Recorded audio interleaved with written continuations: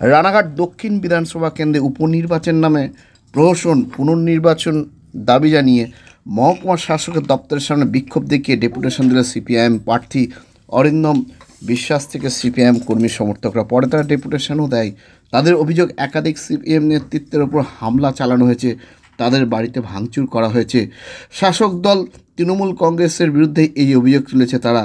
তাই রানাঘাট দক্ষিণ বিধানসভা কেন্দ্রে যে উপনির্বাচন সংগঠিত হয়েছে সেই উপনির্বাচনে পুনর্নির্বাচনের দাবি করেছেন সিপিএম নেতৃত্ব। তাদের মূল অভিযোগ, রানাঘাট শাসক দলের হয়ে কাজ করেছে পুলিশ, তাই রানাঘাট দক্ষিণ বিধানসভা কেন্দ্রে ভোটের নামে প্রহসন হয়েছে।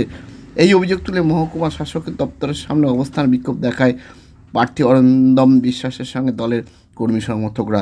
এই নিয়ে সবুজ দাসের বক্তব্য আমরা শোনাব, আর এই নিয়ে আজকাল আগামী বিশেষ প্রতিবেদন। নির্বাচন নামে প্রহসনের অভিযোগ তুলে মহকুমা শাসকের দপ্তরের সময় বিক্ষোভ দেখিয়ে ডেপুটেশন দিল সিপিএম। এখনও মানুষের হাতের কালির দাগ যায়নি। নতুন করে নির্বাচন করতে হলো এই কারণে বিজেপি থেকে তৃণমূল, তৃণমূল থেকে বিজেপি। আজকে এখানে নির্বাচন হচ্ছে এই কারণের জন্য, আপনারা জানেন এখানকার যিনি বিধায়ক ছিলেন তিনি তৃণমূলে জয়েন করেছেন, তিনি লোকসভায় ক্যান্ডিডেট ছিলেন, তিনি হেরে গেছেন, তিনি আবার বিধানসভায় প্রার্থী হয়েছেন কারণ এই অকাল নির্বাচন ঘোষণা হওয়ার কারণে। আমরা বলেছি এই অকাল নির্বাচন যে মানুষের উপর চাপিয়ে দেওয়া হলো, সেই অকাল নির্বাচন তার গণতান্ত্রিক অধিকার প্রয়োগ করে তার নেতা নির্বাচন করবে, তার বিধায়ক নির্বাচন করবে। ফলে মানুষের ভোটে যে বিধায়ক নির্বাচিত হওয়ার কথা, সেই মানুষের ভোটে বিধায়ক আজকে নির্বাচিত হচ্ছে না। টোটাল ভোটটাকে প্রহসনেরা পরিণত করেছে। আপনারা দেখেছেন গতকাল রাত থেকে আমাদের কমরেডদের বাড়িতে হামলা, গুলি, বোমা, জানলা কাঁচ ভেঙে দেওয়া, বাড়িতে গিয়ে বলে দেওয়া, তার স্ত্রী তার মেয়েকে বলে দেওয়া আপনার বাড়ির আপনার স্বামী আপনার বাবা যেন ঘর থেকে না বেরোয়, এই ধরনের হুমকি। এবং আজকে সকাল থেকে যখন নির্বাচন শুরু হয়েছে, একেবারে সকাল 7টা থেকে মক পোলিং 6টা থেকে শুরু হওয়ার পরে যখন 7টায় মানুষ ভোট দেওয়া শুরু করেছে, ঠিক সেই সময় থেকে বহিরাগতদের এনে গোটা নির্বাচনটাকে প্রহসনে পরিণত করেছে। এজেন্টদেরকে বার করে দেওয়া, ভোটারদেরকে ভোট না দিয়ে দেওয়া, এবং ওখানে গিয়ে অ্যাবসেন্ট ভোট যারা ভোট দিতে যাচ্ছে তাদেরকে নিয়ে বলে দেওয়া নির্দিষ্ট করে যে কোন জায়গাটায় ভোট দিতে হবে।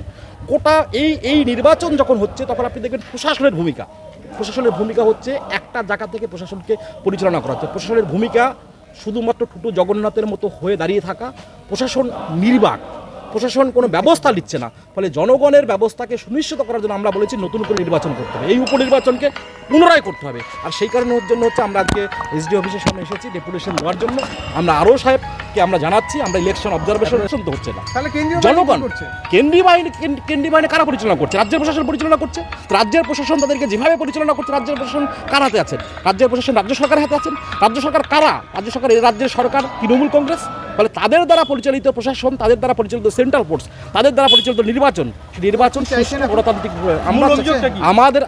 আমাদের কমরেডটা ওখানে আছেন, আমাদের ক্যান্ডিডেট ওখানে আছেন, তিনি বলবেন মূলত নির্বাচনটাকে গণতান্ত্রিক উপায়ে এরা নির্বাচন করছে না, এটা নির্বাচনটাকে লুটের নির্বাচন করছে।